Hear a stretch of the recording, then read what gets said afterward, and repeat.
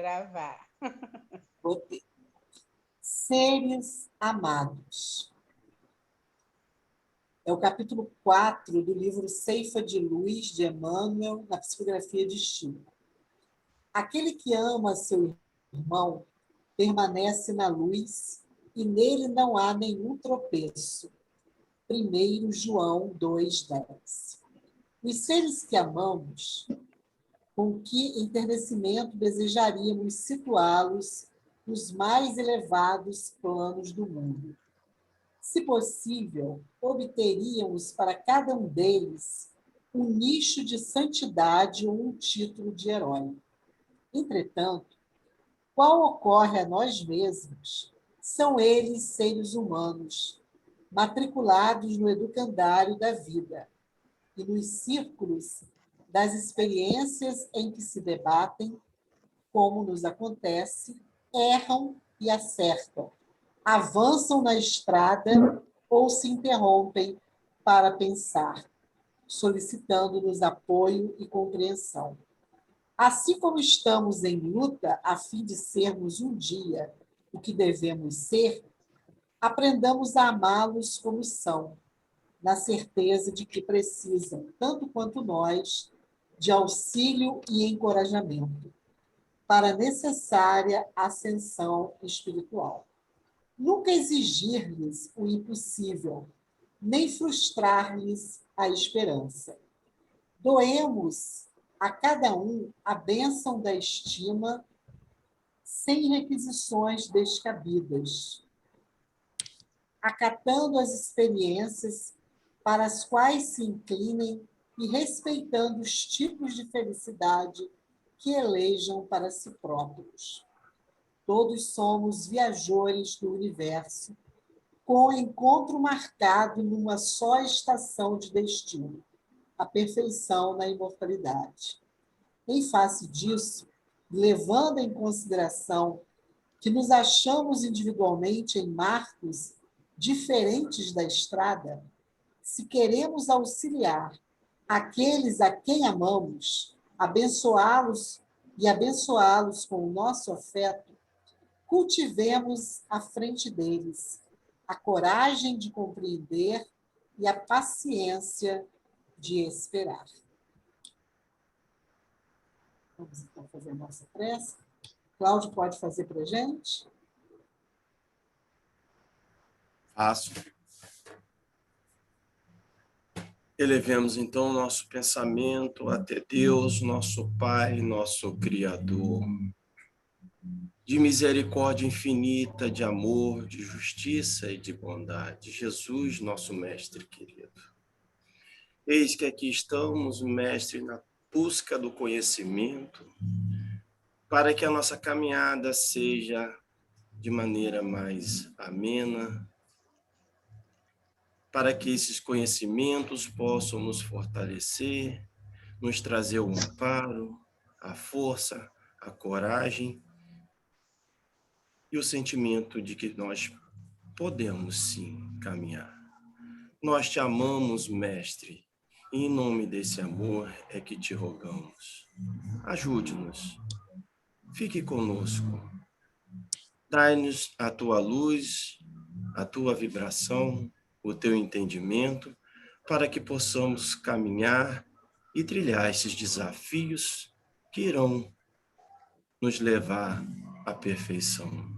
A caminhada é difícil, ainda muito incipiente, mas o primeiro passo, Mestre, nós já demos. Que nós possamos continuar nesta vibração de luz e de amor, junto contigo, Senhor. Que assim possa ser.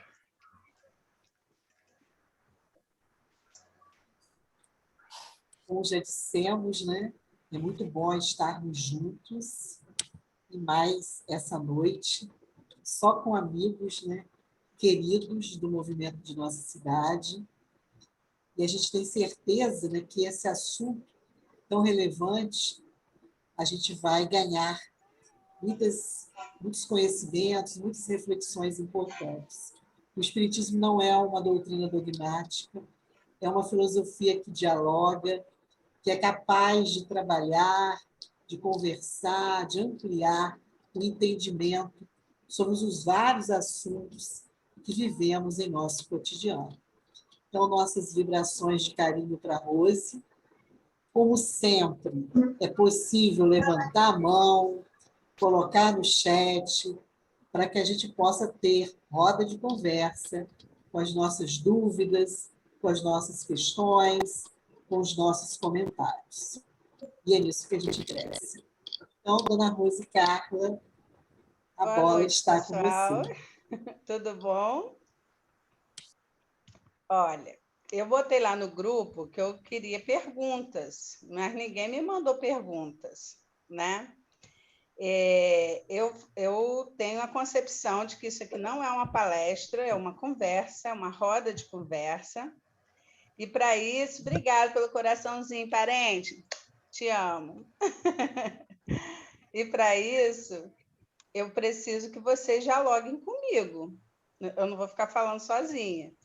E se isso não acontecer, eu vou começar a perguntar, né? Vou fazer igual que eu estivesse lá na minha sala de aula, sair perguntando às crianças sobre as coisas. Bom, pessoal, é um assunto bem espinhoso, né? Racismo.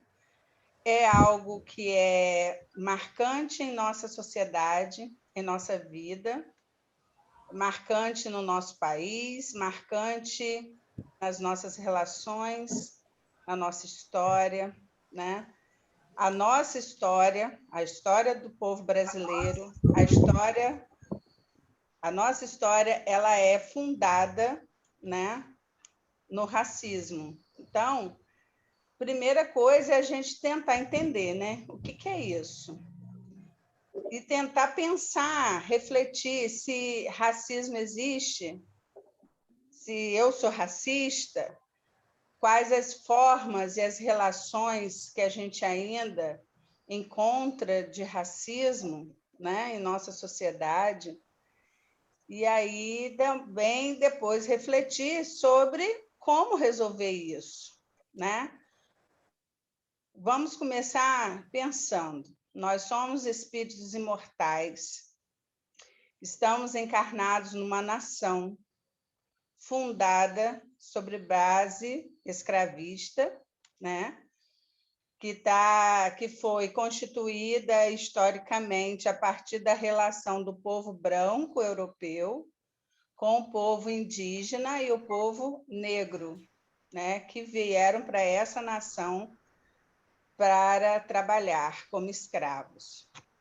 Então, pensando nessa conjuntura, a gente começa a pensar, né, como que a nossa cultura, como que os fundamentos da nossa sociedade foram construídas.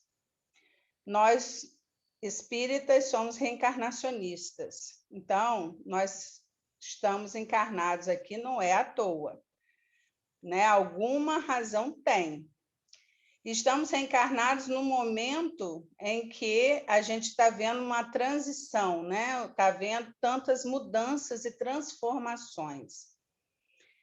Como espíritas e cristãos, nós somos convocados a botar a mão na massa e trabalhar nessa transformação do planeta, como ferramentas à disposição do Cristo nessas mudanças. Pensando dessa forma, como ferramentas reencarnacionistas, e estarmos nesse momento aqui nesse país, a gente tem que pegar aquilo que nos é mais dolorido. A gente precisa falar sobre o que é mais dolorido para nós. E a gente precisa encontrar caminhos de começar a desconstruir essa sociedade, desconstruir esse pensamento, desconstruir todas essas relações tão duras, tão difíceis, tão pesadas que a gente vê a todo instante no nosso cotidiano. Então, vou começar com as perguntas. Ninguém vai me mandar pergunta, não? Então, eu vou perguntar. O que é racismo para vocês?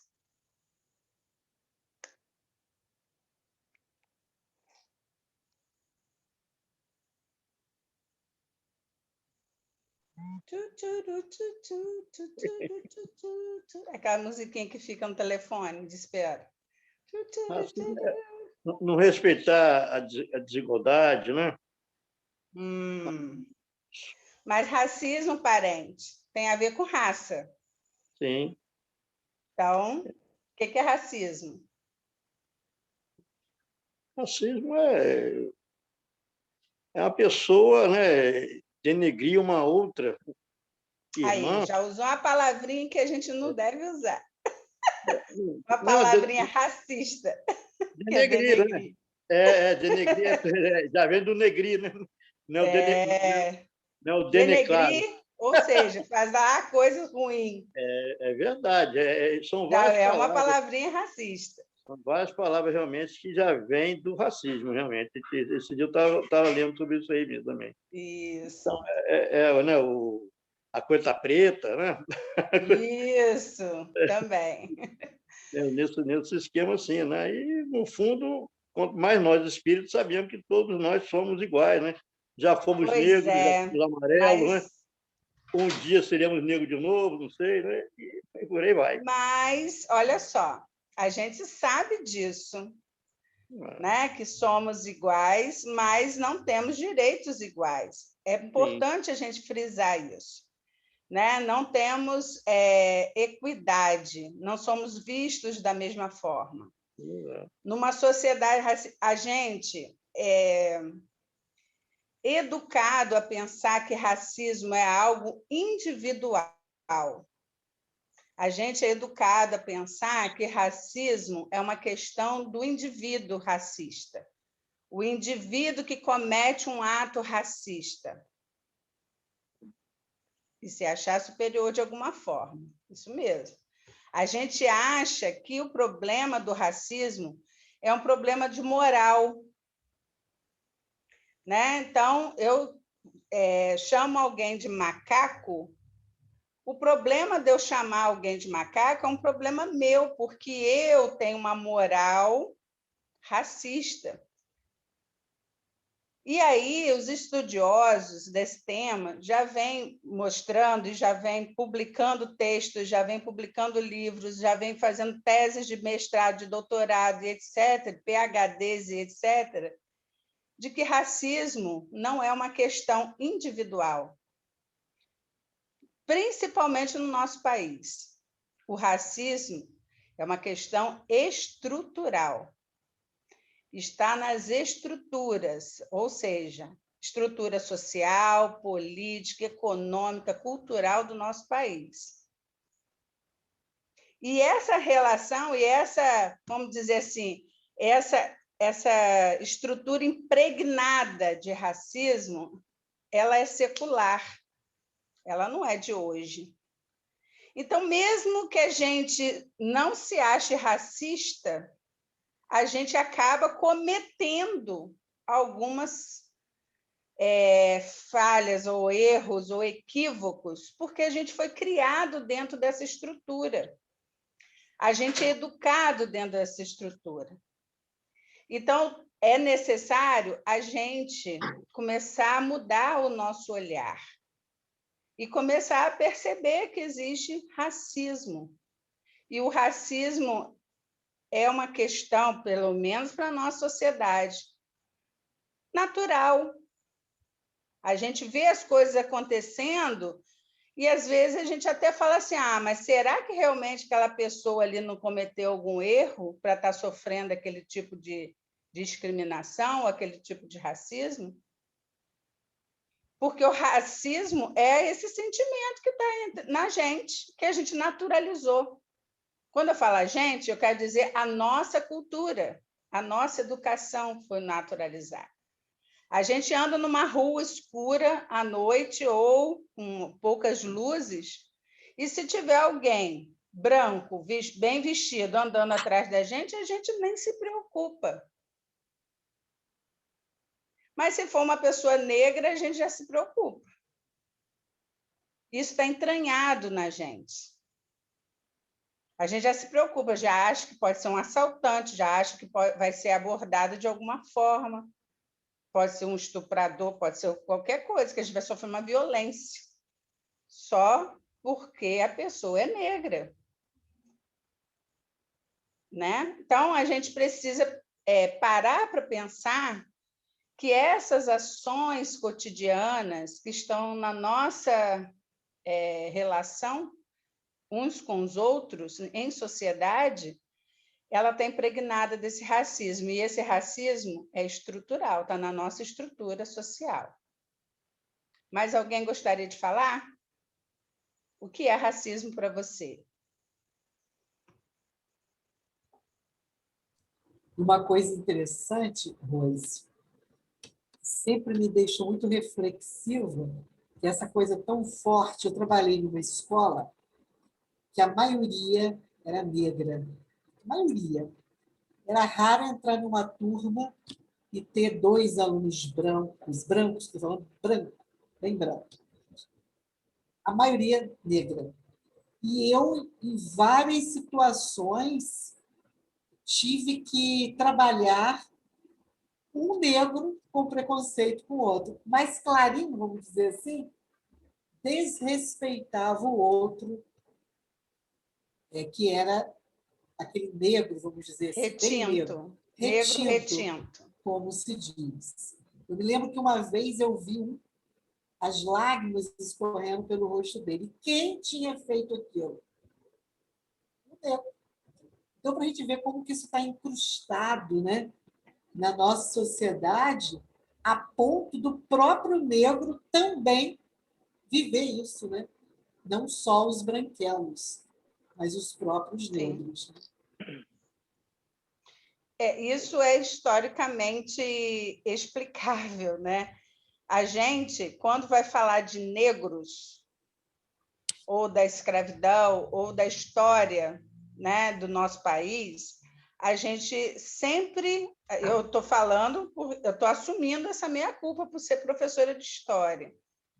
Muitas vezes a gente se pega só falando de coisas negativas, de coisas ruins que o negro passou. O açoite, o navio negreiro, as mulheres sendo estupradas, violentadas pelos senhores, o trabalho escravo forçado, a morte quando eles fugiam, né? A gente só reproduz essa fala e essa imagem. Muito difícil numa aula de história sobre história do Brasil ou história afro, né? Falando de África, as pessoas falarem de coisas positivas. Isso eu tive que me frear, assim, me mudar ao longo do tempo, né? Tem 20 e poucos anos de sala de aula. No início era só porque os livros de história só traz isso: a dor, o sofrimento, o açoite, ficar lá no pelourinho, sendo, né, visto como bicho, como coisa, como animal. Então você pensa ficar falando isso na cabeça dessas crianças o tempo inteiro, né? O tempo todo. Ser negro é uma coisa ruim, ser negro é uma coisa negativa. Aí você vai para a televisão, ao longo de décadas, as novelas, os programas só mostravam isso: o negro como escravo, o negro como bandido, né? Sendo personagens de filmes e novelas como bandido. Então, é só coisas negativas, pejorativas. Se eu tenho a minha pele um pouco mais clara, eu jamais vou dizer que eu sou negro. Eu vou dizer que eu sou marrom bombom, porque ser negro é muito ruim. Na concepção da sociedade... Olha, gente, eu não estou conseguindo ver direito as perguntas. Eu falo para você daqui a pouco. Então, tá bom. Na concepção da nossa sociedade, nesse imaginário, é essa questão. Ser negro é ruim, é sempre sofrimento, é sempre... E aí as pessoas não vão se assumir negras. Elas vão falar: não, eu sou marrom bombom, Eu sou clarinho, moreninho, clarinho. Os meninos vão raspar a cabeça para não aparecer o cabelo crespo. As meninas vão alisar seus cabelos para ficarem mais parecidos com as meninas brancas, né? Cada vez mais a gente vê esse tipo, a gente vai vendo essas coisas. Então, de um tempo para cá, depois que a gente teve que aprender a questão da africanidade, até na faculdade isso a gente não tinha aula disso. Quando a gente vai estudar história, a gente estudava a história da Europa só, pelo ponto de vista do opressor, né? Do ponto de vista de quem conduz a história, que é o povo europeu, que sai invadindo todo lugar, sai matando tudo quanto é gente e tomando tudo quanto é terra. E aí a gente acha que essa é a história hegemônica, a história do povo branco. E aí, na faculdade de História, a gente aprende isso, história pelo viés europeu, do povo dominador, opressor. Aí, na pós-graduação, a gente, ao longo dos anos, eu fiz a pós-graduação de História da África, é que a gente vai aprender, né, a história pelo ponto de vista do sujeito oprimido. A história pelo ponto de vista dos povos, que são os primeiros povos na humanidade, né? Nós, seres humanos, encarnamos na África. Lá é o berço das civilizações, é o berço da humanidade. De lá que o povo saiu se espalhando pelo mundo, o povo negro. Então, aí, a partir dessa visão, nós, professores, temos que mudar o nosso olhar. Temos que nos educar a enxergar de outra forma, a se colocar no lugar do outro, a ter compaixão por aquele aluno, até chamar esse menino que a Daísa citou aí para conversar, aquele que humilha o outro que é mais retinto. Porque nesse país é muito difícil você, hoje, depois de 500 anos, encontrar pessoas negras retintas. Nós somos miscigenados. E aí você desconstrói outra coisa, que é dizer que, para muita gente, ser miscigenado é ser inferior, né? Não é assim o discurso dos brancos? A raça pura, a raça ariana, não é? Foi isso que matou milhões de judeus na Segunda Guerra Mundial, né? No Holocausto, ser uma raça pura, uma raça ariana. Então, quem não é puro ariano, é mestiço, é ruim, como nós. Nós vamos ter negros de todas as cores nesse país, cores de pele. Vou falar porque a minha família é assim. A minha mãe, a minha irmã tem a cor de pele mais clara do que a minha. Tem olhos claros, nariz fino, mas o cabelo é crespo. É a famosa sarará. É o cabelo crespo, o cabelo de povo negro. E se você perguntar a ela o que ela é, ela vai dizer que ela é negra, pelo cabelo que ela tem. Como a minha mãe também era assim. Então, a gente sabe, né, hoje, a partir de leituras e estudos, que existe essa diversidade. Mas, ainda, o negro retinto, o negro, quanto mais, com a cor da pele mais escura, mais negra, né, mais preta, a gente vê, esse é o que mais sofre, né? E aí, mais perguntas, mais questões? Você acha que você é racista? Lembra que eu falei que não é uma questão de moral. Tem uma questão aqui. A companheira Elisete colocou no chat. Primeiro, lá em cima, EV colocou racismo igual discriminação. A discriminação é o ato O racismo é o sentimento de que você acha que aquela pessoa é inferior, ela é diferente, ela é... A discriminação, ou seja, o que você faz que demonstra isso, o seu racismo, é o ato, né? Então, quando você chama, ou quando você corre da pessoa porque a pessoa é negra, ou quando você diz, tá um cheiro estranho, só porque tem uma pessoa negra ali, aí para essa pessoa racista, negro fede, por exemplo, né? Quando joga a banana lá para o jogador de futebol, isso que é a discriminação, é o ato que você faz mostrando claramente o seu racismo, entende? Uma outra coisa que eu botei aqui, aquele documentário maravilhoso, Sankofa, A África que te habita, É muito lindo. que é maravilhoso. Está lá no Netflix. Podem assistir.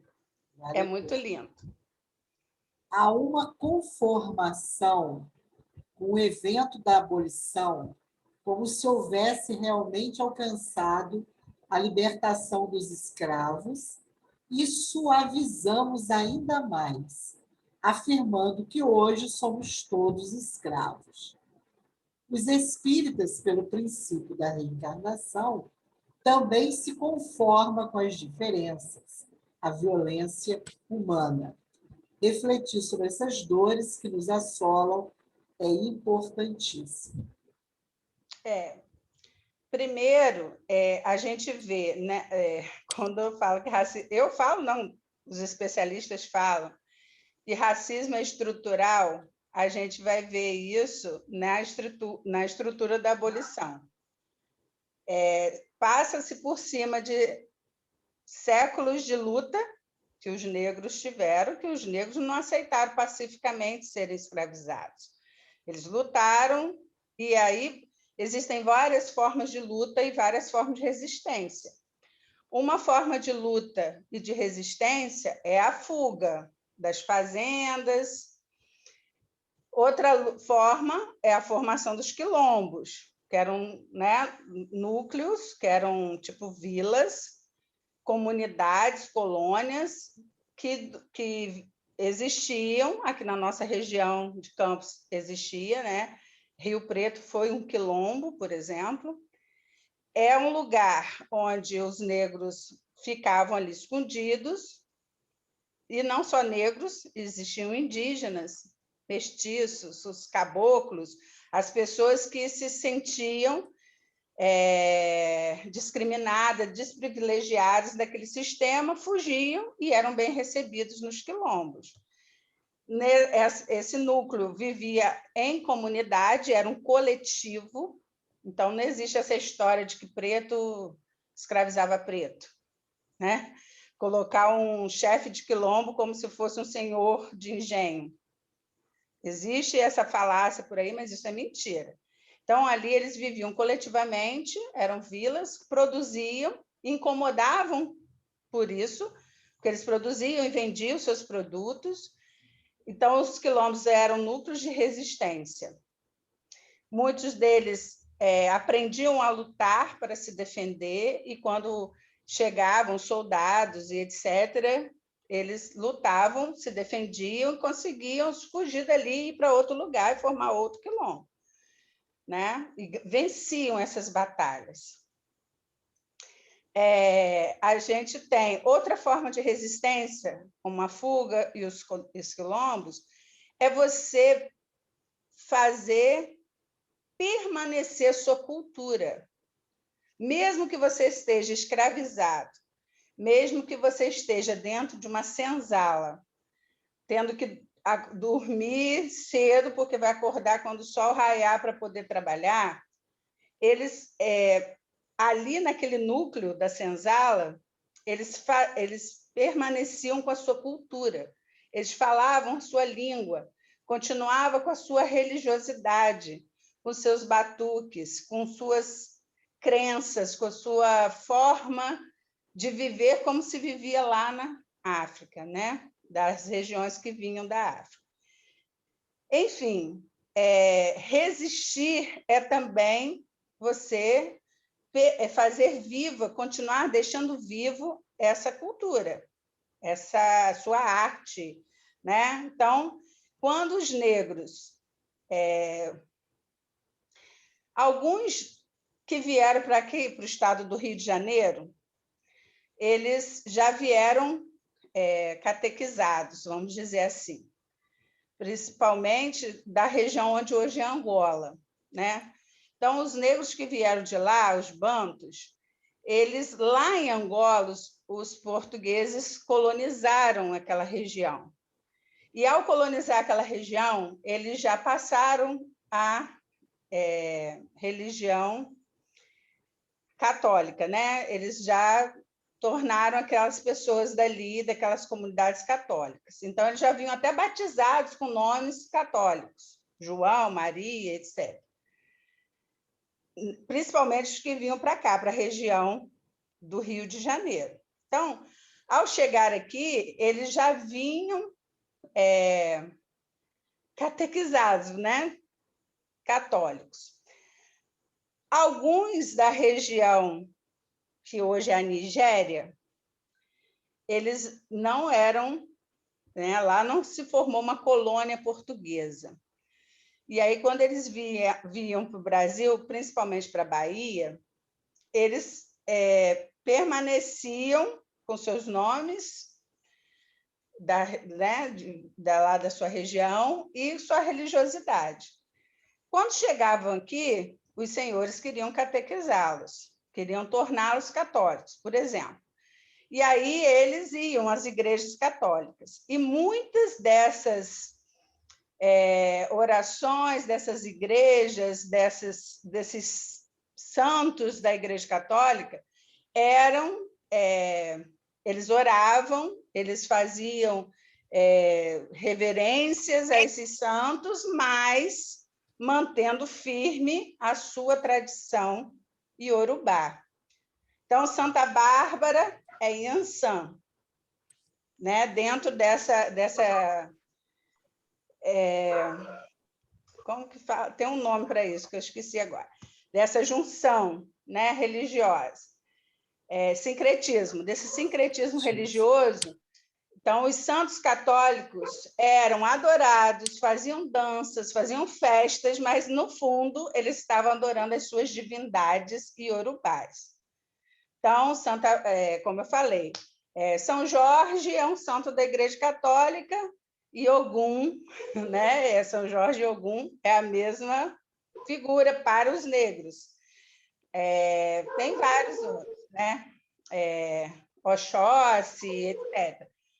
Enfim, esse sincretismo, manter isso vivo é também uma forma de resistência. Se eles não fizessem isso, se tivessem sido totalmente dominados na língua, nos costumes, nos hábitos, nas religiões, etc., a gente não conheceria nada, né, da nossa cultura, dos nossos ancestrais, né, das nossas tradições africanas. Então, isso também é uma forma de resistência. E aí a gente vai ver, né, muito triste a luta secular desse povo durante séculos, ela ser colocada nos livros de história como uma conquista de uma mulher branca, que foi a princesa Isabel. Então, a gente vê o racismo tão estruturado na nossa sociedade, na nossa história, que quando vai falar de liberdade, vai falar de abolição, quem é a redentora? Uma mulher branca, né? Que era a opressora, né? Porque ela era a chefe de Estado daquela época, porque o pai dela estava viajando, era ela que estava respondendo pelo Brasil. Então, a luta dos abolicionistas negros, como José do Patrocínio, que é campista, a luta desse povo cai por terra, né? Cai por água, vai por água abaixo, porque a gente vai falar de uma mulher branca e apaga toda a memória dessa tradição de luta, dessa história de luta que os nossos povos têm, que o povo africano tem, né? Aqui no Brasil. Aí eu falei por causa da abolição, eu estava falando, né? Isso é para a gente ver como que as coisas são e estão bem entranhadas. Quando a gente vai falar de história, muito difícil, é muito raro falar de revoltas negras na história do Brasil, como revolta dos malês na Bahia, como revolta da Chibata, né? Como é muito difícil. A gente fala, foi uma revolução, uma revolta popular. Não foi. Foi uma revolta para acabar com a escravidão, né? De não se aceitar. Os malês, por exemplo, eram negros do norte da África. Eles eram muçulmanos, eram islâmicos, né? Não eram católicos e nem eram das tradições iorubás, por exemplo. Eles eram muçulmanos, eles não aceitavam. Os negros do norte da África, né, acima do Saara, eram um povo cheio de cultura islâmica, né? Era um povo riquíssimo. Foi o povo que invadiu a Europa nos séculos XIII, no século XIV, né? E parte de Portugal, da Espanha, foi durante muito tempo dominado por esse povo. E aí eles vão aceitar uma escravidão, aceitar sair do seu lugar, da sua terra e parar em outro lugar e viver como escravo? De jeito nenhum, né? Então, são lutas ao longo dos séculos na nossa história que se apaga. E aí, do nada, veio a Redentora, né? E foi o último país, né, das Américas a fazer a abolição da escravidão, o Brasil. E Campos, a última cidade. A gente ainda tem esse ranço, esse karma na nossa cidade.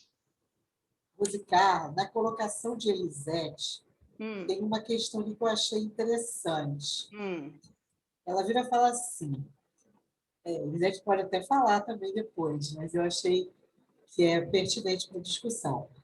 Há uma conformação com o evento da abolição, que você já falou aí, tudo bem, como se houvesse realmente alcançado a libertação dos escravos e suavizamos ainda mais, afirmando que hoje somos todos escravos. Essa coisa de todos escravos hoje, como que você vê isso? A questão é a seguinte: a lei áurea é a menor lei que existe nesse país. É a menor. Ela tem 2 artigos. A partir dessa data, faz-se livre todos os escravizados desse país. E o segundo artigo diz assim, tipo assim, afirmam essa proposição acima, tipo assim, é isso, está livre. Ela é a mais curta e, por isso, ela é a mais injusta. Porque quando você liberta esses escravos, você não dá a esses escravos condições nenhuma de sobrevivência, né? E, ao não dar condições nenhuma de sobrevivência, eles vão ser livres. Aqueles que não visualizam isso, mas eu vou para onde, fazer o quê, viver como? Permanecem nas fazendas e permanecem sob regime de escravidão, porque vão trabalhar em troca de comida. Mas, Carla, então, assim, na verdade é o seguinte, a liberdade não deu igualdade, né? Não equiparou. Não equiparou nada, né? E não deu oportunidades. Está me entendendo? Uhum. Muito pelo contrário. É a mesma coisa quando você pega um animal que você mantém na jaula por um bom tempo, joga ele no meio ambiente e fala assim, se vira. Ganha dinheiro com aquilo. Aí o animal não sobrevive, não pode porque ele não vai ter como preso. competir com o outro, né? Seria mais ou menos a mesma coisa. Isso. Muito pelo contrário.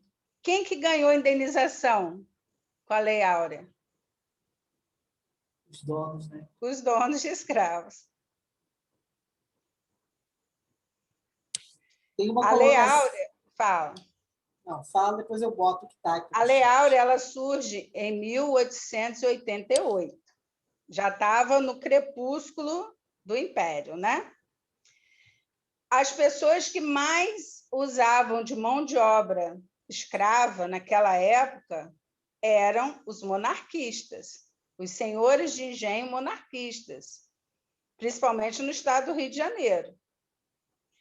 Os senhores fazendeiros, donos de terras de São Paulo, já estavam usando mão de obra dos imigrantes que estavam chegando no Brasil nessa época, italianos, alemães, etc. Então, esse ranço mais, né, escravista, mais tradicional, era muito aqui no Rio, no estado do Rio. E aí, eles exigiram essas indenizações, eles continuaram, eles abriram as cancelas, né, as portas, e resolveram ser indenizados.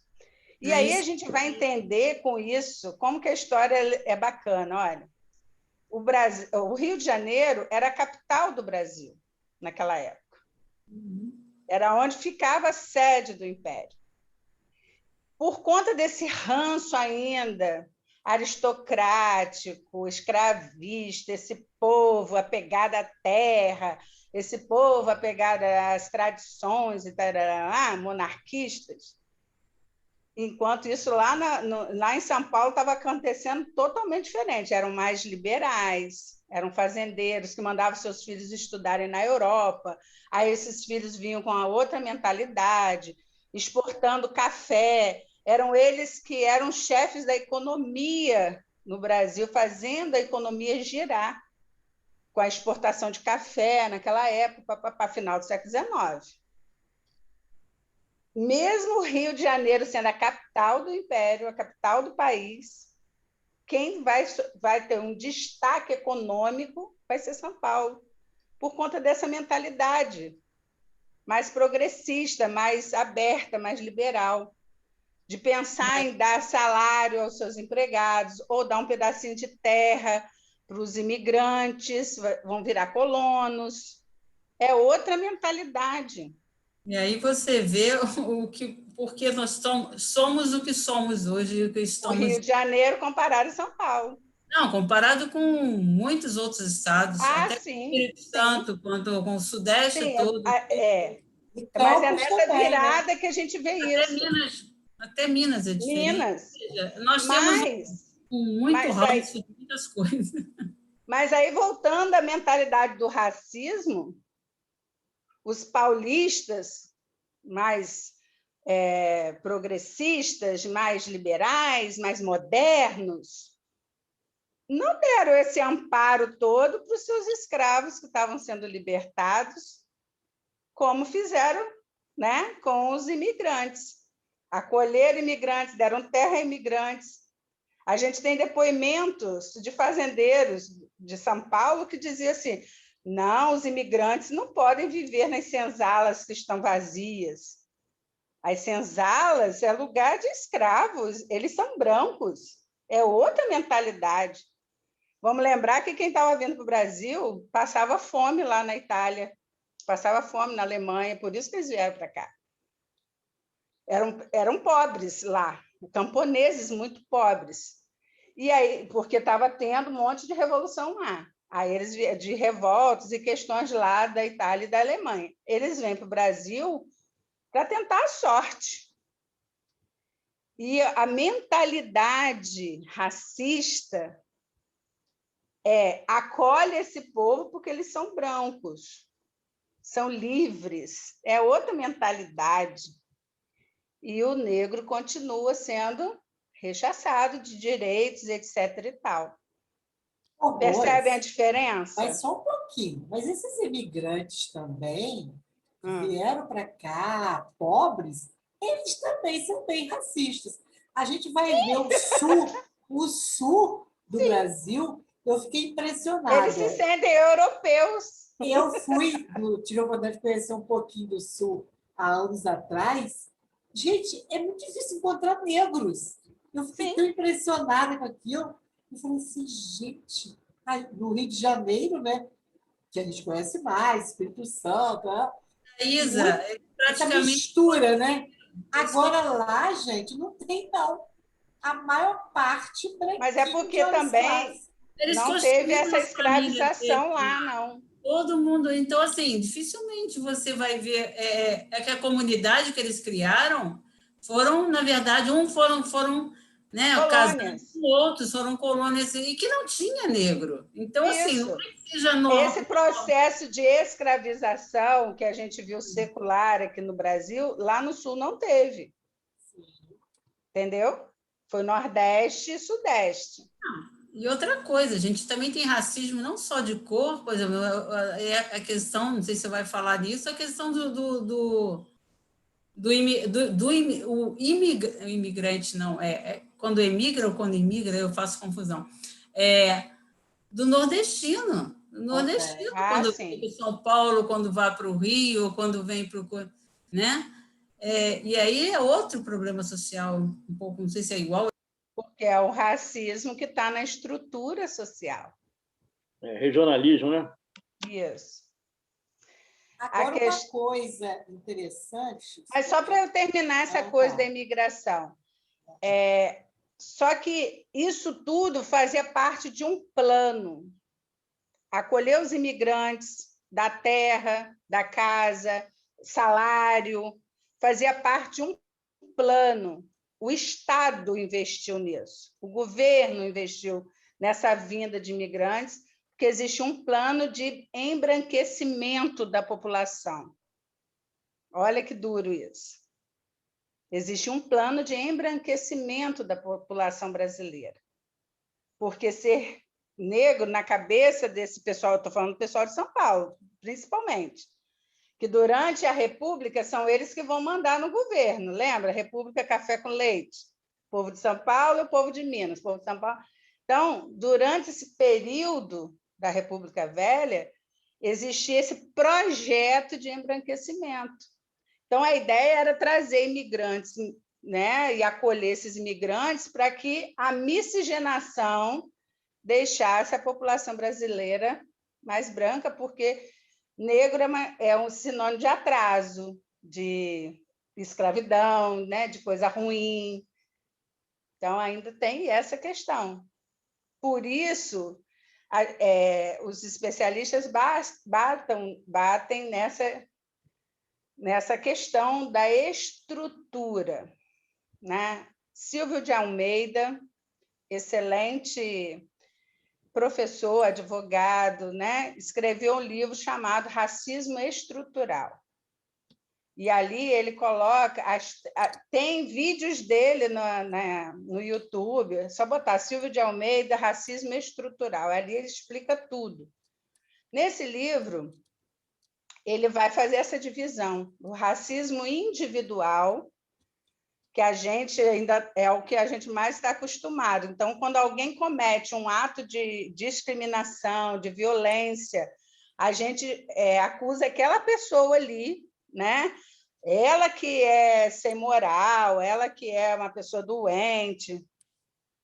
Então, a gente fala como se fosse o sujeito que fez a discriminação, que cometeu racismo, a gente culpa a justiça, né? Hoje em dia existe lei, então aquela pessoa vai ser presa, vai ser o quê? A gente coloca como se fosse algo da moralidade de uma pessoa. Aí ele vem explicando que existe racismo no campo individual, claro, existe institucional, as instituições cometem racismo, e aí a gente tem a polícia como maior exemplo disso. A polícia prende e mata negros, principalmente de periferia, né? Prende mais e mata mais negros. Então, a instituição polícia, seja no Rio de Janeiro, seja em São Paulo, seja onde for, Profissão Repórter dessa semana falou sobre isso, né? Terça-feira agora passada. Instituições como escolas, como, sei lá, justiça brasileira, tudo, ela é racista também. Então, ela está entranhada nas instituições. As instituições são aquelas que vão botar à prova o nosso racismo, né? E aí, o que as instituições mostram, da forma que elas lidam com a sociedade, elas mostram que existe privilégios para um grupo e existe opressão para outro grupo. E elas são, as instituições são as que vão defender e vão perpetuar esses privilégios. Em contrapartida, vão também manter a opressão e a diferença e o racismo nos grupos, né, que sofrem racismo. E aí, por fim, ele fala disso, né? Isso tudo só é possível, ou seja, o racismo individual, o racismo institucional só é possível porque existe o racismo estrutural. Tudo isso foi criado, né? Cresceu nesse caldo da estrutura racista que a gente tem desde o Brasil colônia. Entenderam? Aí eu vou pedir a Daísa só para postar, vou colocar. Você baixou o vídeo para mim? Posso botar sim. Qual que você quer? Um vídeo que é provocativo, das crianças. Não sei se vocês já viram esse vídeo. Só para a gente começar a pensar como que isso acontece em termos de estrutura. Você quer o teste da boca ou 10 Isso, o teste da boneca. Teste da boneca. Da boca, da boneca.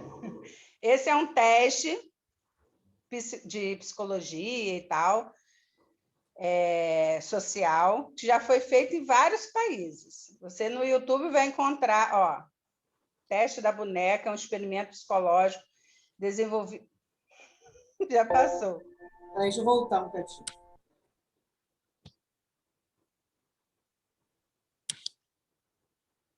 Desenvolvido no ano de 1946, nos Estados Unidos, para identificar como o grau de marginalização causado pelo preconceito é sentido pelas crianças e os efeitos da segregação racial desde a infância. Embora o racismo nos Estados Unidos seja um pouco diferente daqui, esse teste serve para tudo quanto é canto, porque tem no YouTube vídeos da Itália, vídeos do México, e esse foi feito agora há pouco tempo aqui no Brasil. Pode soltar.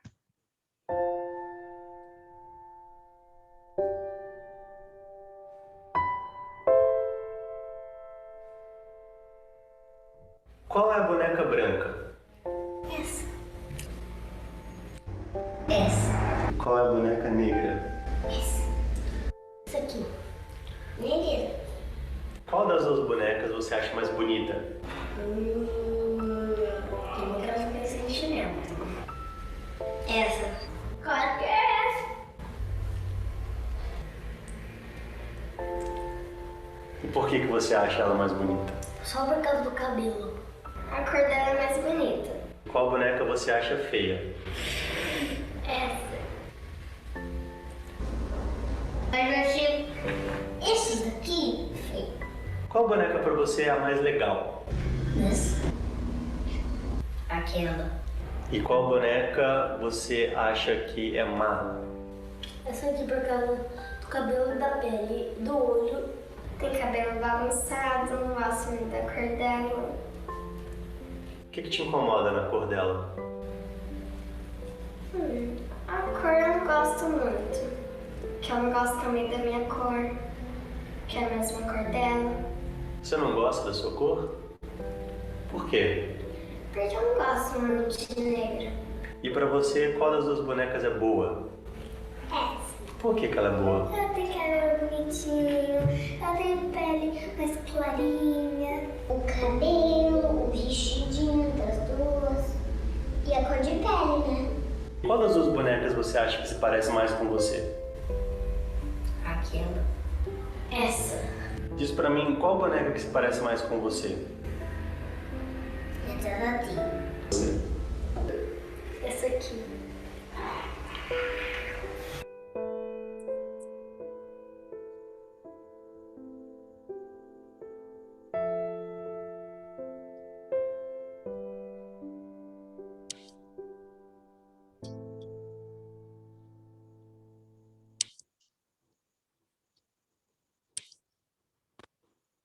Interessante. E aí, pessoal? Forte.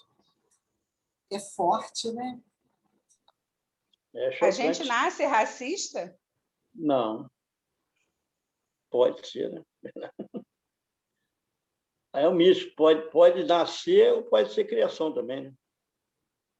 Eu posso falar de um depoimento, assim, minha família, tá? Minha mãe, por exemplo, ela dizia para gente que a avó dela era índia, né? A gente tem uma miscigenação na família, tem um pouco francês, um pouco português, mas aí uma vez eu peguei um retrato, eu falei, mãe, até brinquei, falei, mãe, sua avó é um pé na África, mano. Isso aqui não é a Índia.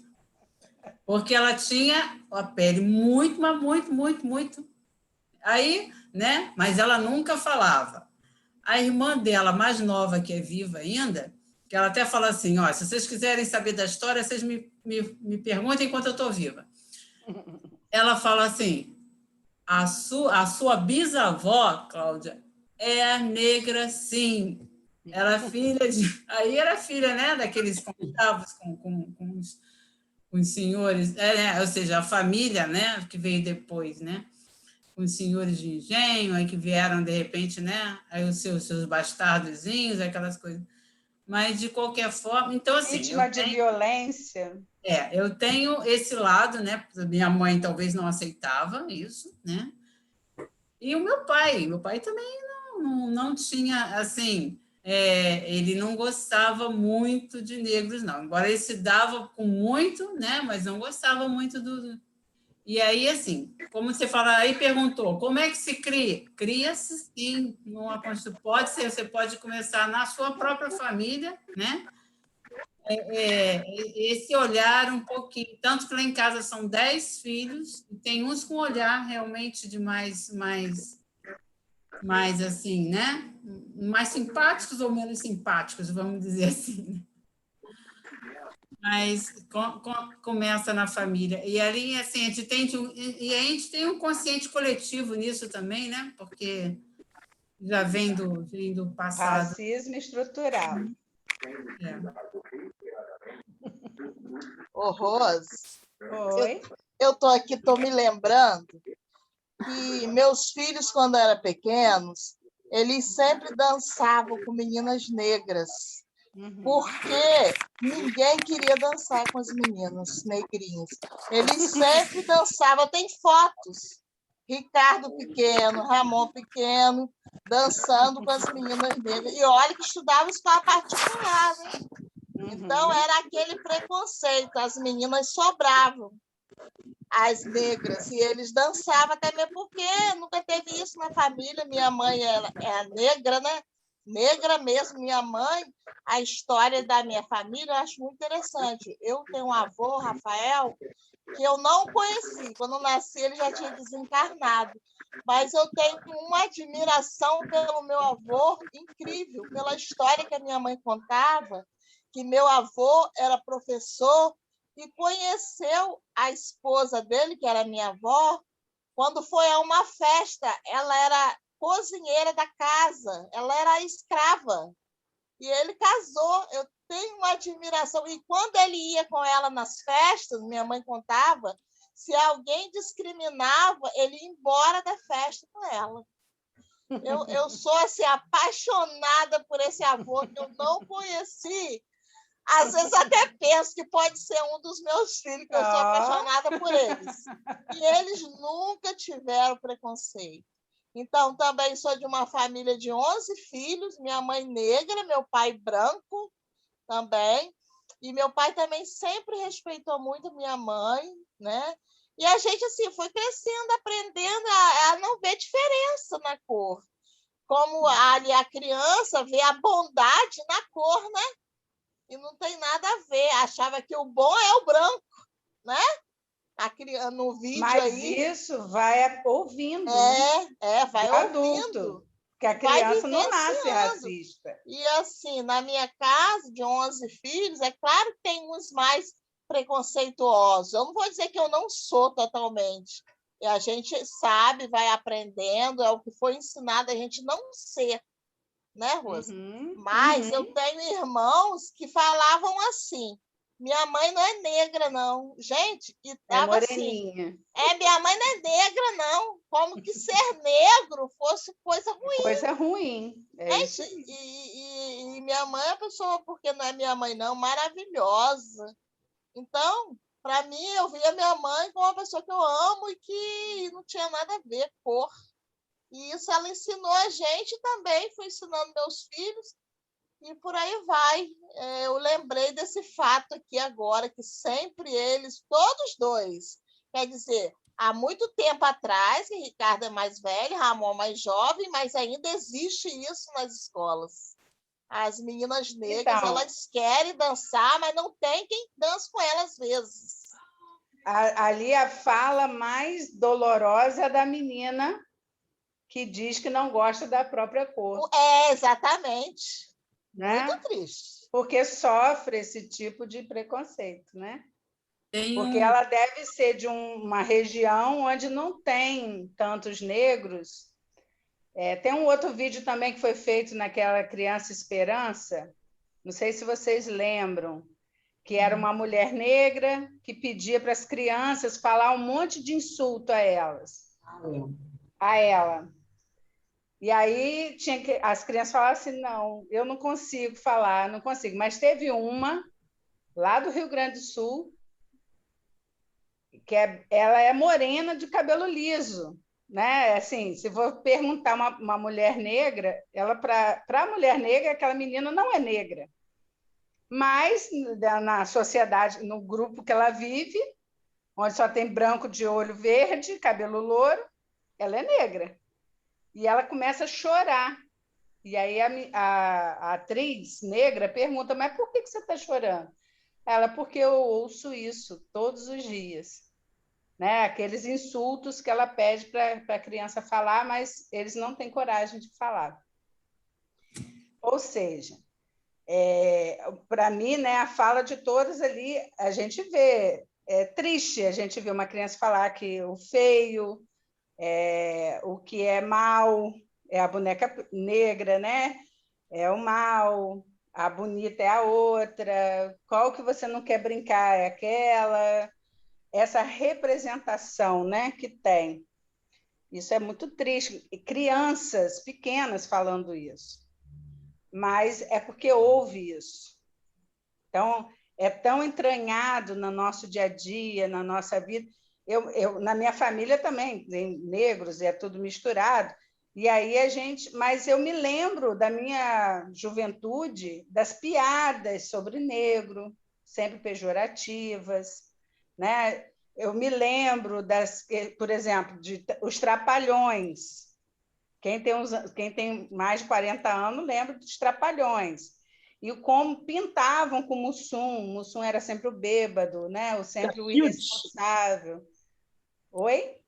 Cacildes. Então, a gente vai vendo que essas coisas estão aí. Está no programa de televisão.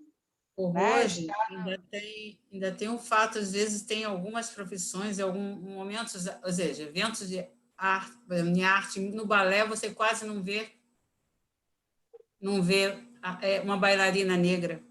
Sim. É muito difícil.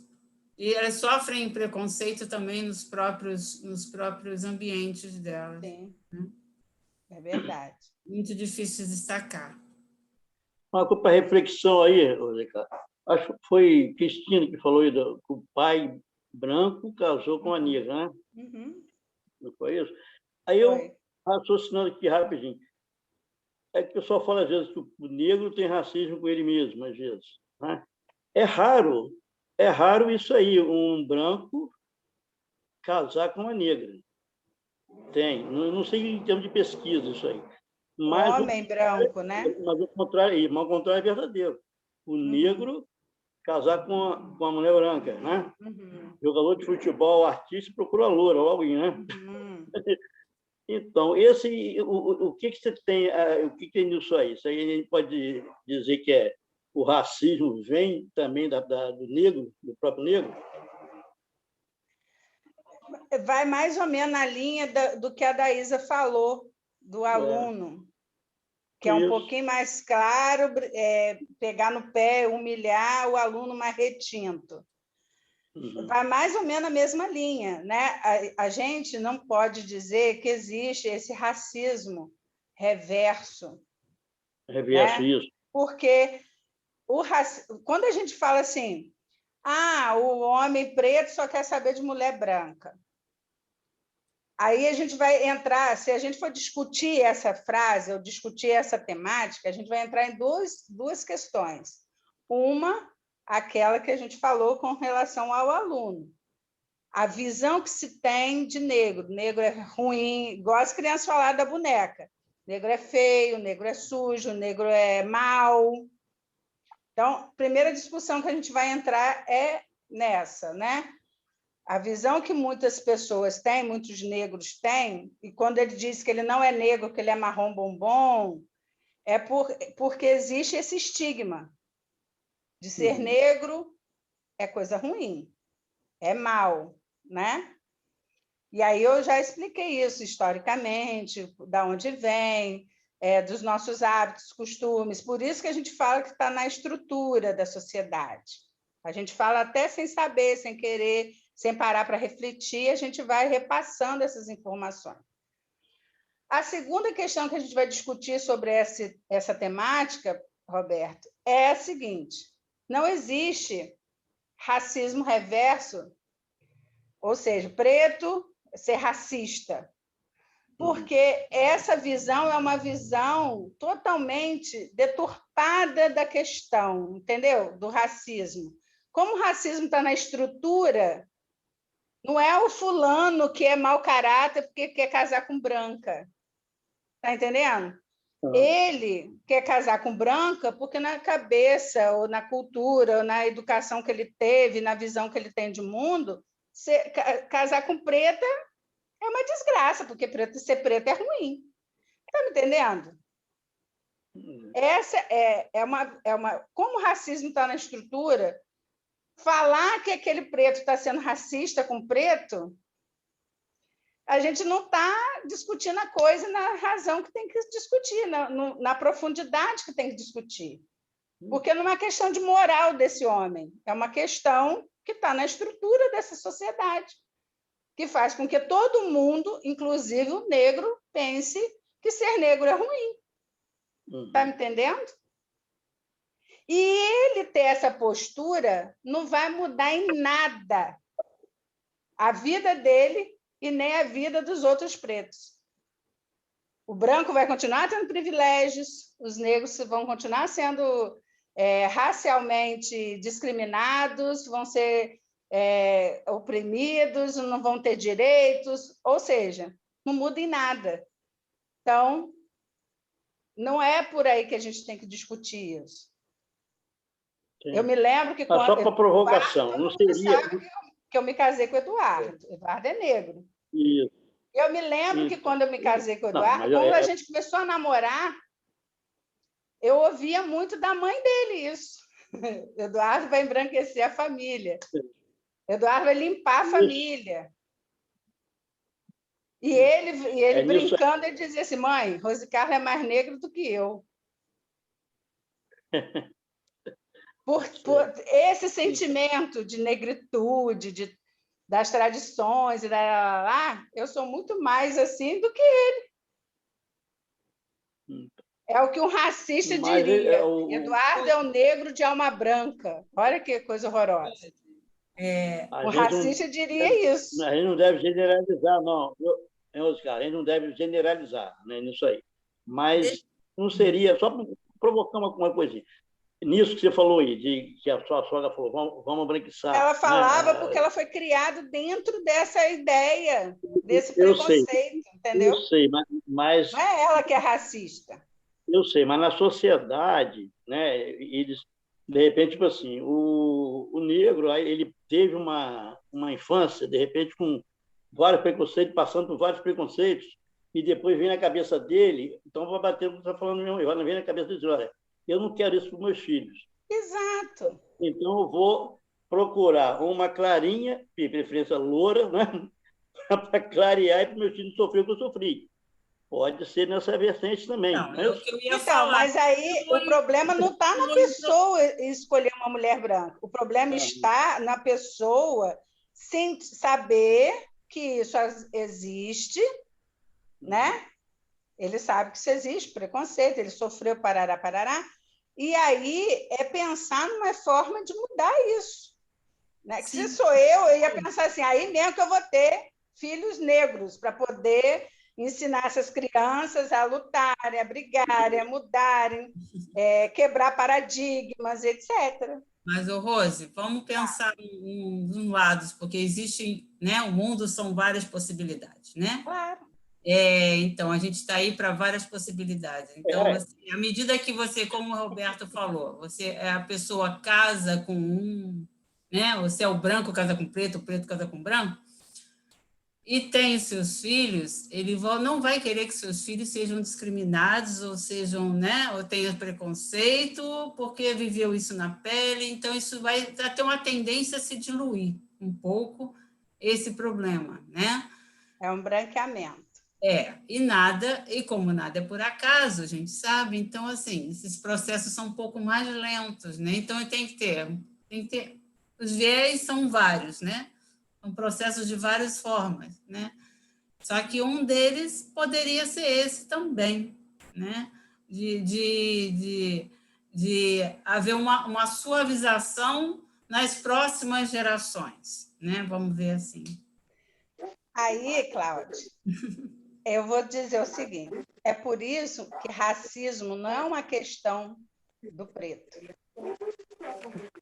Racismo é um problema do branco. O branco criou o racismo. Então, é o branco que tem que resolver essa questão. Então, quando a gente começa a pensar em métodos, e aí a gente está indo para a parte final da nossa conversa, em métodos e falas, e ações e atitudes, a gente tem que falar que não basta você não ser racista, você tem que ser antirracista. E aí, trabalhar esse conceito de antirracismo é mostrar que racismo, essa dor, essa crueldade na nossa sociedade, ela não é um problema do preto, é um problema do branco. Foi ele que criou essa pendenga, é ele que tem que trabalhar. Então, quando a gente vê os movimentos, como a gente viu ano passado nos Estados Unidos, né, de vidas negras importam, por conta da morte de George Floyd, etc., que aí aquilo estourou, aquele movimento todo, era um movimento antirracista, porque os negros que estavam ali não estavam partindo para o enfrentamento com o branco. Não queria bater no branco, não queria enfrentar o branco, queria chamar o branco. Você vai ver muita... Porque nos Estados Unidos isso é bem delimitado, quem é preto, quem é branco. Isso por conta dessa época. A estrutura, como eu ia falando, eu falei mais cedo, a estrutura escravista nos Estados Unidos, ela é bem diferente da nossa. Então, a história deles é bem diferente da nossa. A nossa, a gente tem aquela história do Casagrande Senzala, né, que diz que nós somos amistosos, que não existe briga racial no país, que nunca existiu isso. Mentira, existiu. Mas criaram esse mito do Casagrande Senzala para abafar isso, para fazer uma maquiagem e dizer, ó, o povo preto daqui é pacífico, ninguém briga aqui não. Mentira, sempre brigou, sempre lutou e morreu muita gente nessa luta. Sim. Lá nos Estados Unidos, não, isso foi bem claro, bem delimitado, não teve nada que apagasse essa história, essa tradição. Né? O apartheid nos anos 50, nos anos 60, Isso mostra nitidamente a separação, a segregação. Hoje, eles lutam para quê? Para ter cada vez mais pessoas brancas ou não negras, né? Que aí pode ser asiático, pode ser todo mundo, dentro dessa luta antirracista. Porque o problema do racismo é um problema do branco. Então, é o branco que vai ter que resolver essa pendenga. Mas, Rose, como nós espíritas, e a reencarnação... Estava esperando alguém perguntar sobre isso. E a reencarnação, isso, ora podemos ser pretos, ora podemos ser brancos. E na questão, quando você diz, né, que é o problema do branco, e a nossa psique... Eu digo não. Não, você diz assim, estou falando essa fala agora. Não, eu estou falando assim, a fala sua agora. Sim. E aí a questão da psique nossa, ora nós somos negros, ora nós podemos ser pretos ou podemos ser brancos, ou amarelo, ou de qualquer cor que seja, né? E que trazemos nessa reencarnação uma visão diferenciada, talvez. Então, assim, continuamos sendo o problema do preto ou o problema do branco? O branco... Aí eu vou falar como historiadora, tá? Uhum. Quem criou essa quizumba toda na história da humanidade foi o povo europeu. O povo europeu invadiu a África, invadiu a Ásia, invadiu as Américas. Quem criou opressão, exploração por questões de dinheiro, quem criou todas essas pendengas que a gente encontra, porque a gente falou muito do racismo nosso, né? Porque a gente está falando da gente, da nossa sociedade. Mas esse mesmo racismo também massacrou povos na Ásia, na Oceania, né? A gente vê a história da Austrália, que foi invadida lá pelos ingleses e causou todo esse transtorno lá. Na Ásia também, quando a gente vai estudar ou ler a história da Índia, quando fala de Gandhi, também, na África, na América, enfim. Quando eu falo povo branco, eu não estou falando exatamente Cláudio, que é povo branco. Estou falando, né, dessa cultura europeia, que se acha o centro do mundo, Europa Ocidental, né? Que é cristã. Olha nós aí, chegando pertinho da gente. Europa cristã, ocidental, que saiu explorando, que saiu dominando, que saiu escravizando, que saiu...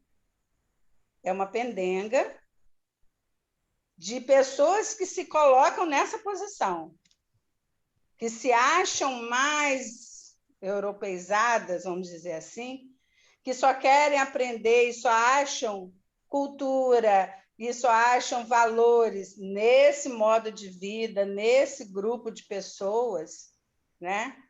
Eu posso estar aqui no Brasil, como diz a Daís, morando lá no Sul, e me achar uma europeia, sendo brasileira. E ter postura e ter, até pela reencarnação mesmo, que a gente sabe que o povo doente lá da Europa reencarnou tudo aqui, está lá no Brasil, coração do mundo, Padre do Evangelho.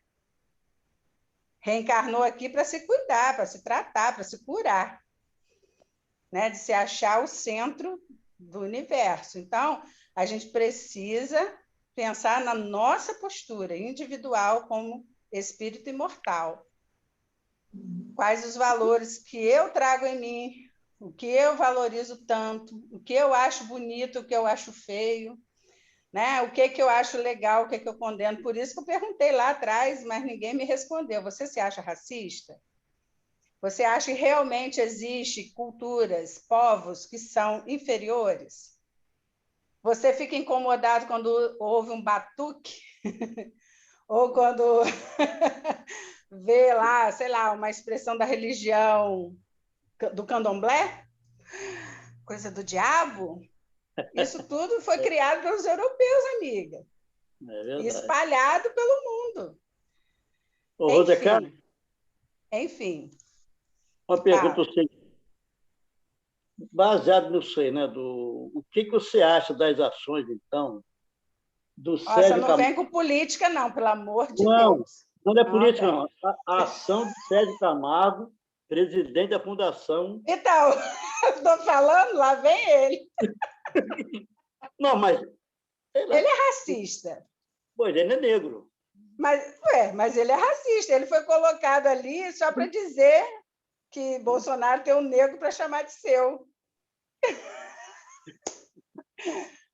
Aí, Ele então, é aquele preto, aquele negro que também fica atrás de Bolsonaro, aquele papagaio de pirata. É um negro branco? Ele então é um negro branco, então. Então eu volto a gente acredita em reencarnação, né? Então. Então eu volto. Não, mas só para encerrar essa fala, dessa caminhada nossa para o final, de como fazer isso, existe um livrinho que é muito pequenininho e é muito maravilhoso. Pequeno Manual Antirracista. Como eu disse, não basta não ser racista, tem que ser antirracista. Porque a gente diz, eu não sou racista, até nós, principalmente nós que somos reencarnacionistas, né? Eu não sou racista. Então, a Djamila Ribeiro, uma filósofa, uma mulher negra, bem respeitada, né? No meio acadêmico, escritora, ela criou esse livro, Pequeno Manual Antirracista. Isso faz com que a gente reflita, Cláudia, em ações antirracistas. Né? Como que a gente pode agir na nossa sociedade, no meio que a gente está, e despertar nas pessoas a ideia, né, de ser antirracista. Por isso que eu falo, é uma questão de despertar nas pessoas. E aí eu estou falando de todo mundo, principalmente do branco. Né? Aquele que comete ações racistas sem perceber. Nem sabia que isso era racismo. Contei uma piadinha. Acho bonito aquilo. Está me entendendo? A gente precisa agir. A gente que acha que tem que mudar. Né? Que como eu falei lá no início, nós instrumentos para a transformação desse mundo. Se a gente vive num país racista, estruturalmente racista, a gente precisa começar a ter atitudes antirracistas. E aí vai desconstruindo, vai quebrando, vai transformando. Porque não vamos esperar reencarnações fazer isso, né?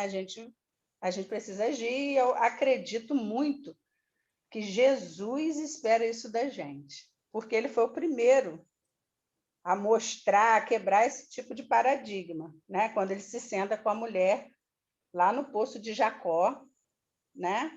A mulher samaritana. Os samaritanos eram tidos como raça ruim, como o pior povo, pelos judeus.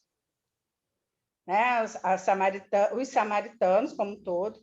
Quando Jesus conta a parábola do bom samaritano, o que ele está fazendo? Uma ação antirracista. Né? Ele faz isso.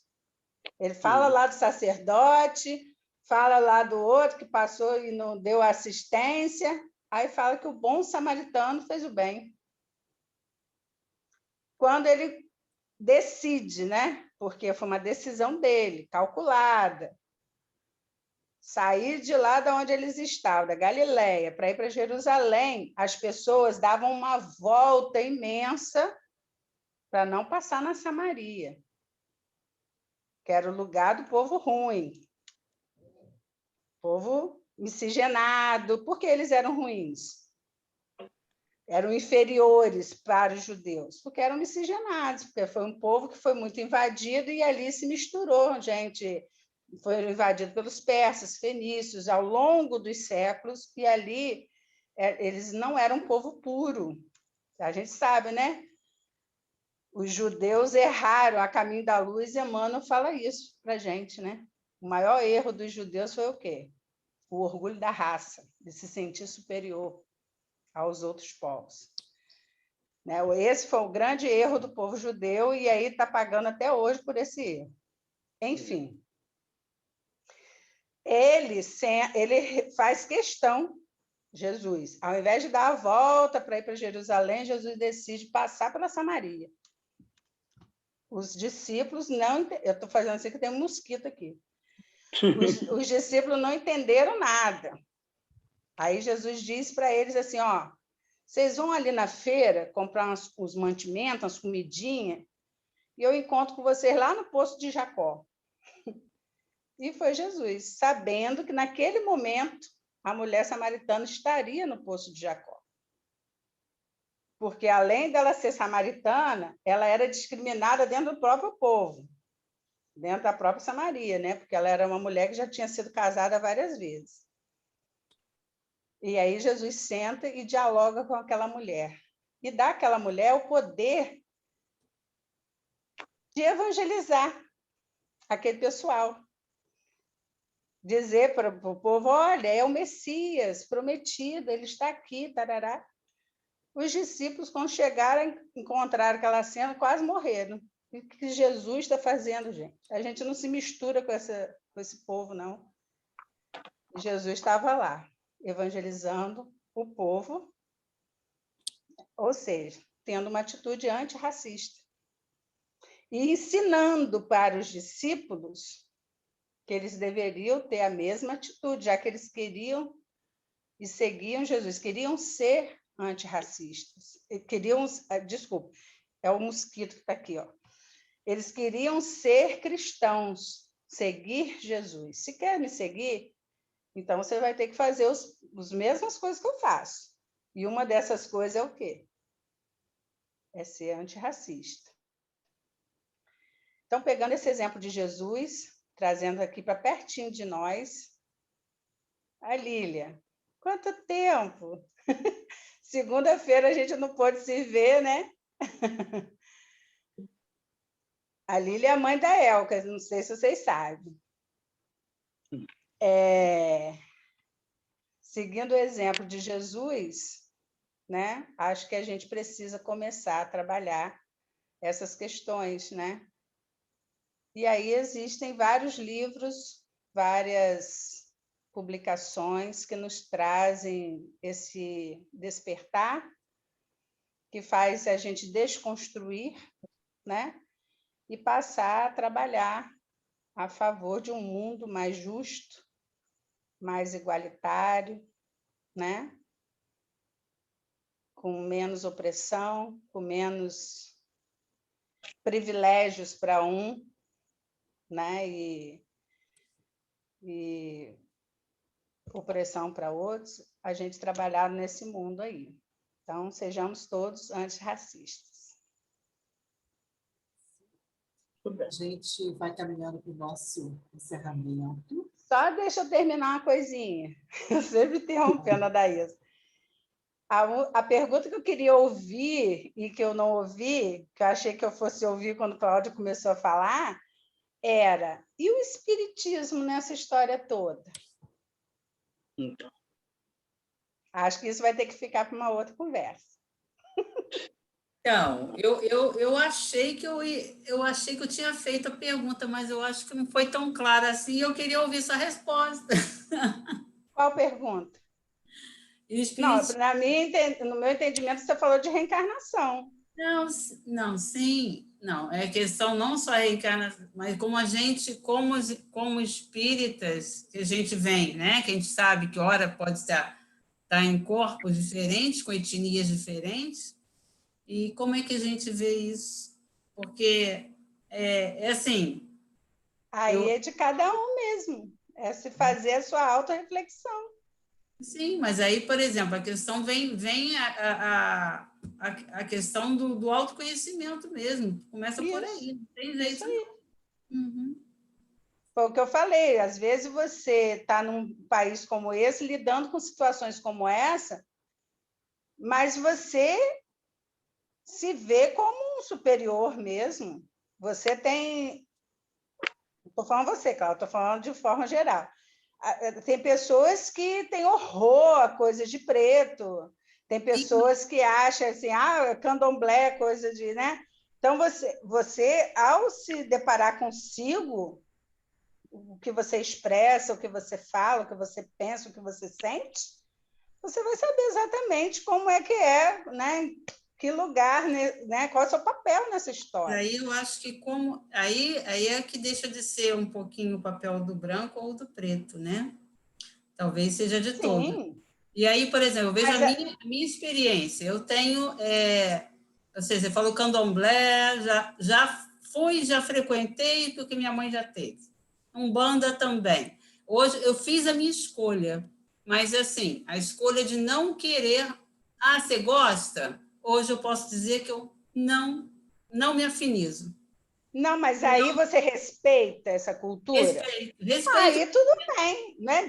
Me entendendo a diferença? Se em algum momento da minha vida eu escolhi estar lá ou frequentar, se eu fizer, se eu não respeitar, ou se falar ou não, eu estou indo contra a minha própria natureza.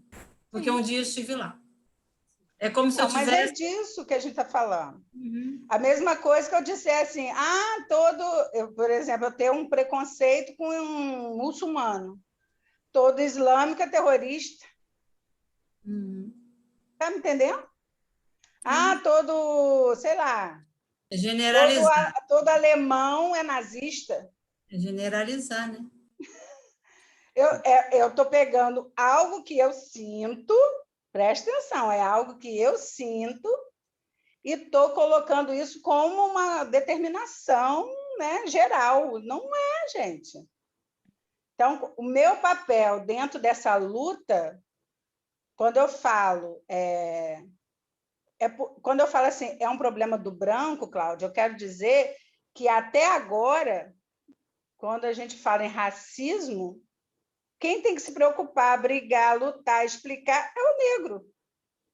E não está dando certo, está dando certo. Senão a gente já não teria racismo nesse mundo. Não está dando certo. Por quê?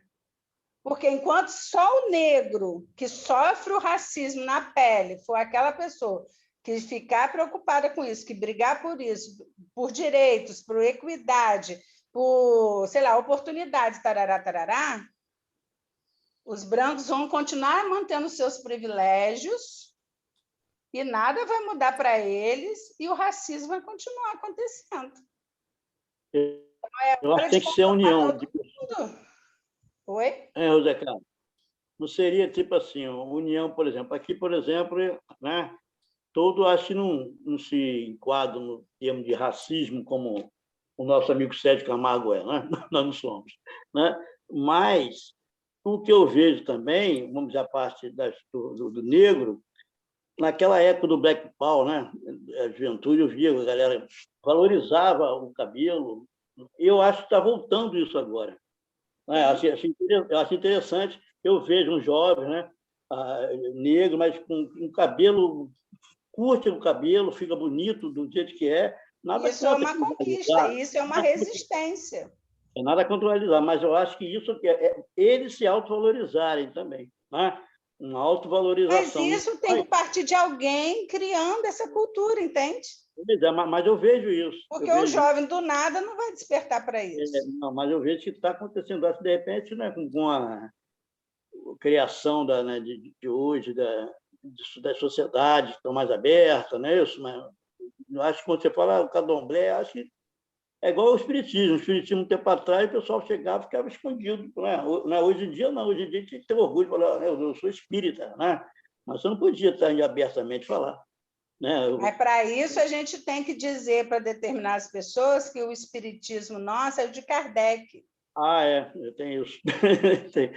Não, eu sou surgiu na França, lá na Europa. Eu sou espírita kardecista. Isso. Então, mas eu acho que tem que ter, você falou só do branco, mas não, acho que tem que ser essa soma, né?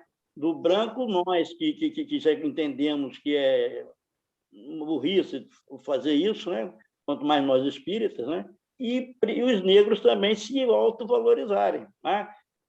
Mas isso já acontece. Movimento, não mais que ficou meio do tempo que eu falei com você, do Black Power até hoje, deu umas esfriadazinhas de uns 20 anos para cá que está voltando. Voltou, não é isso? Mas vamos ver aí. Pessoal, a gente está passando já do nosso horário combinado, embora o senhor, Carlos Guilherme, colocou uma questão quente no bate-papo. Carlos Guilherme colocou uma questão quente. Eu acho que a gente vai precisar marcar outra roda. Eu só vou ler o que ele botou. A gente tem que respeitar o nosso horário. Mas eu acho que a gente precisa ler o que ele botou aqui. Assim como a organização física, os negros serão sempre os mesmos como espíritos. Trata-se, sem dúvida, de uma raça inferior, isto é, primitiva. São verdadeiras crianças, às quais muito pouco se pode ensinar, mas por meio de cuidados inteligentes, é sempre possível modificar certos hábitos, certas tendências, o que já constitui um progresso que levarão para outra existência e que lhes permitirá, mais tarde, tomar um envoltório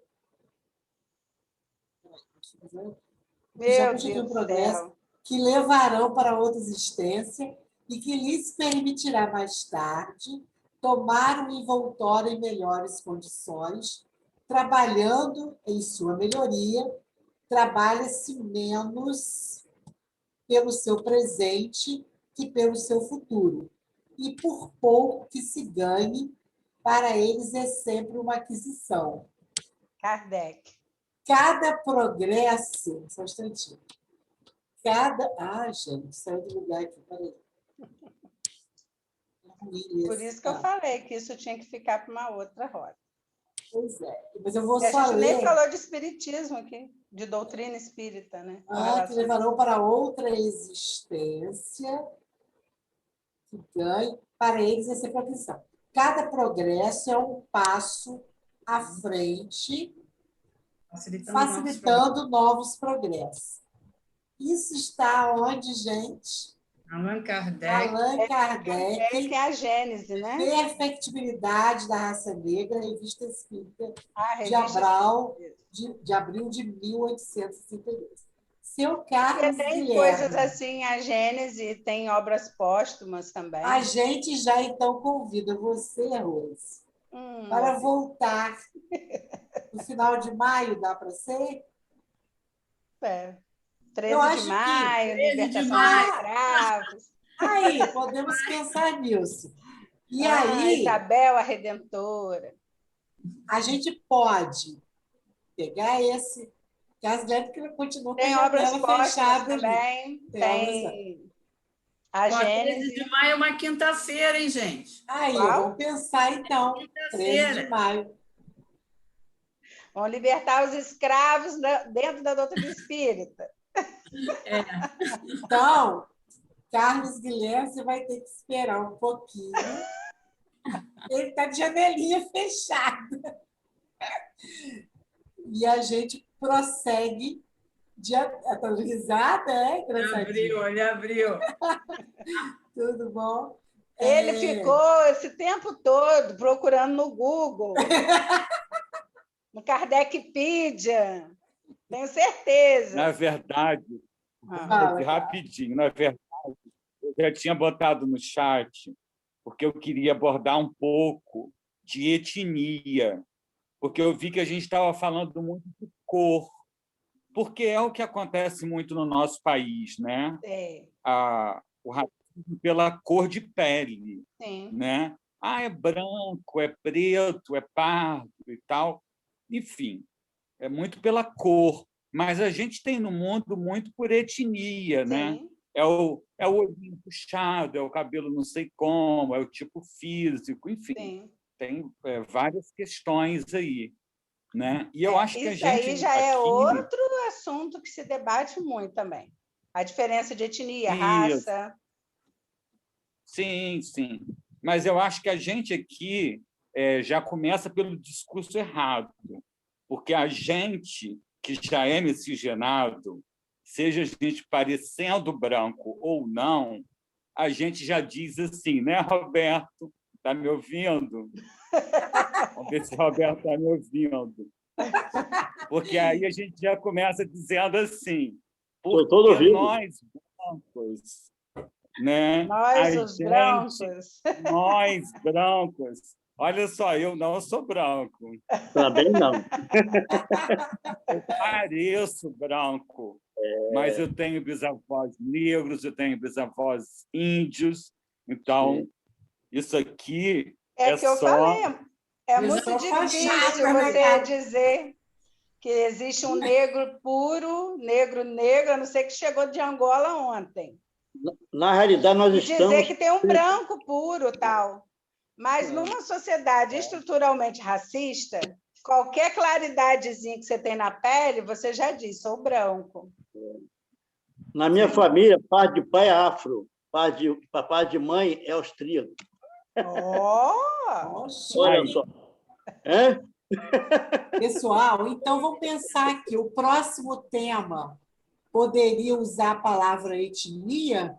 Não, espiritismo. Não, eu sei. Espiritismo, etnia, alguma coisa. Racismo, espiritismo. Não usar a palavra etnia? Não, precisa não. Não. Isso é um subtema. Acho que pode ser o racismo segundo o espiritismo. Tá. Para ficar simples. É título de livro, hein? Vai virar um livro. Título de livro. Gente, vamos caminhando, então. Eu acho que já deu uma mexida boa no negócio. Muito bom. Eu coloquei no chat assim, em lugar de dizer que é um problema de branco, talvez seja melhor dizer que é um problema de todos nós. De todos nós. Então, nosso agradecimento à Rose, porque eu acho que a gente precisa conversar sobre esses assuntos. Eu, por exemplo, que eu acho que talvez, olhando assim, parece até mais branquelinha daqui, mamãe ficava danada. A minha bisavó, que eu olhava numa foto, era negra. Aí eu ficava, mamãe, essa senhorinha, ela é negra. Da onde isso que você está vendo? Mas, gente, pela foto era baixinha, era bem baixinha e negra. Mas ela ficava danada e se dissesse que a mulher era negra. Então, a gente vê como que é difícil, né? Nas nossas famílias, a gente lidar com essa miscigenação. Né? Eu passei por essa experiência quando o Lucas nasceu. O Lucas é meu neto. Aí, mas ele nasceu bem branquinho, né? Como minha mãe dizia, filho de urubu nasce branco. Nasceu bem clarinho e o cabelo meio liso, assim. Aí, ele nasceu prematuro, ele foi direto para a UTI. Na porta da UTI, estava eu e o pai dele, que a minha filha, né, teve o neném por causa de eclâmpsia e tal, também foi para a UTI. Aí eu e o pai estávamos na porta da UTI, a médica veio falar com a gente. Aí a gente tem que responder um questionário que ela estava fazendo lá, a ficha do menino. Aí ela vira para mim e pergunta, cor da mãe? Eu falei, negra. Aí minha filha seria chamada de parda, né? Porque ela não é negra retinta. Mas eu falei, negra. Perguntou meu genro, cor do pai? Ele, negro. Ele também seria um moreno índio, que o povo chamaria de moreno índio, né? Porque o cabelo dele é liso. Aí ele falou assim, negro. Cor do bebê? Aí nós dois falamos juntos, negros. Ela estava de cabeça baixa, assim, anotando. Ela olhou assim para a gente com a cara, com os olhos regalados, espantada. Porque a criança que entrou era branca. Aí ela falou assim, aí a gente falou, mãe negra, pai negro, aí a criança, só para constar lá no documento ele, a gente negro, falamos junto. Ela olhou assim, tipo assim, esse povo é doido. Aí eu fiquei assim, olhei para a Nicolas, meu genro, a gente riu assim. Vai ver Lucas hoje, 2 anos depois. Pegou um solzinho, pum, ficou pretinho. O cabelo já está um pichain bravo. Tá lá aquele negócio. Tem como, gente. Como dizia minha mãe, filho de preto nasce branco, filho de urubu nasce branco. Né? Mas vai ficar preto uma hora.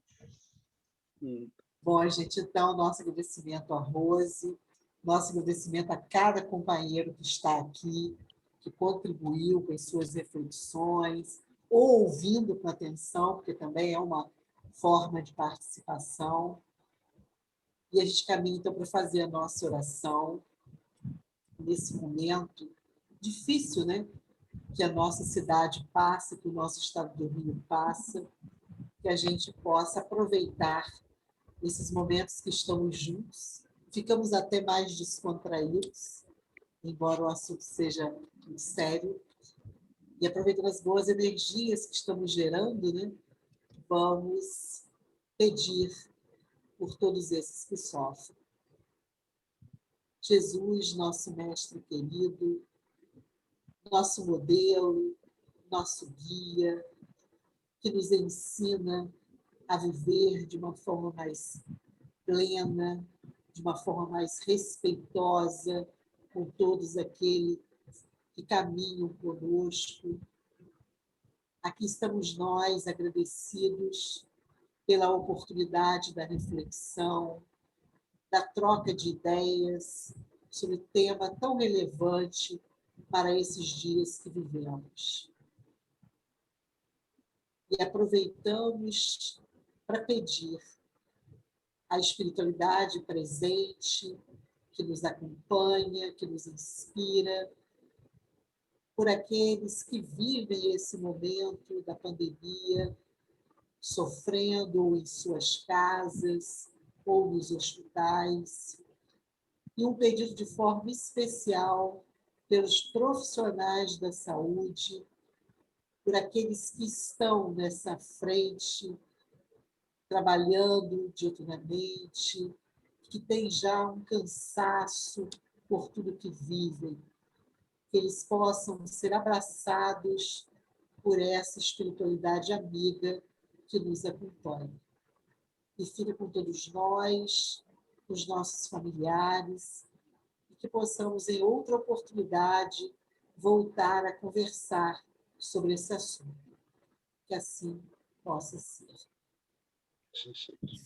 Gente, então, uma boa noite para todos. Obrigada, pessoal. Desculpa Quinta-feira. aí. Não, que isso. Eu falei muito, mas da próxima vez você já vem com as perguntas, ou manda as perguntas antes. Faz igual o Carlos Guilherme, vai lá na Kardecpédia, na Wikipédia, sei lá onde, no Google. Você falou bem demais, Rose. Você deu uma aula fantástica. Foi muito bom. Que bom. Acho que valeu a nossa troca de Isso. ideias. Agora, Muito pessoal, obrigada. quem quiser vai lá e assiste o documentário. Rose podia trazer até algumas reflexões sobre o documentário para a gente também, porque ele é muito interessante. É muito lindo. Um abração para todos. Procura Jesus o Silvio de abençoe. Almeida lá também no YouTube, tem vários vídeos dele, tá? Sobre racismo estrutural. A Djamila também. Bota foto das capinhas, Rose, depois do É Conexão. porque o do Silvio de Almeida é no coisa, né? No Kindle. O que você puder botar de capa, você bota lá para gente no grupo. Beijinho. Então, tchauzão, gente. Tchau. Tchau.